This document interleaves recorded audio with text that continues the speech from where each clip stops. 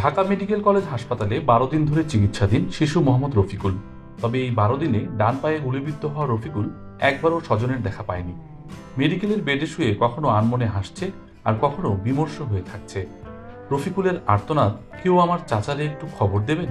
তোমার এই ঘটনা ঘটনার পর তোমার দেখতে আসেনি?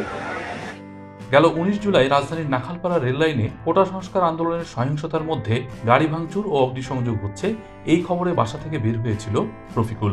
পরে রেল লাইনেই গুলিবিদ্ধ হয়। স্থানীয়রা উদ্ধার করে সেদিনই ভর্তি করে ঢাকা মেডিকেল কলেজ হাসপাতালে। সেই থেকে সে হাসপাতালের ২০৬ নম্বর ওয়ার্ডের ১৯ নম্বর বেডে চিকিৎসাধীন। রফিকুল জানিয়েছে, চাঁদপুরের ফরিদগঞ্জ উপজেলার কাটারিবাড়ি গ্রামের বেলাল হোসেনের ছেলে সে। ঢাকায় থাকে চাচার বাসায়, তবে কারো ফোন নম্বর জানা নেই তার। শুধু জানে নাখালপাড়া এলাকায় ৭তলা ভবনের ৫ তলায় চাচার সাথে থাকে।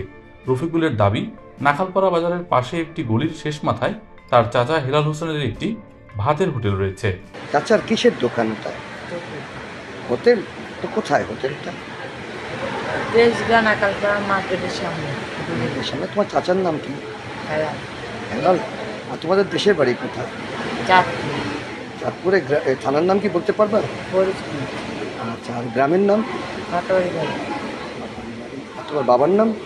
বিল্লাহ। বিল্লাহ। মুজাহিদ আহসান, ইন্ডিপেন্ডেন্ট ডিজিটাল।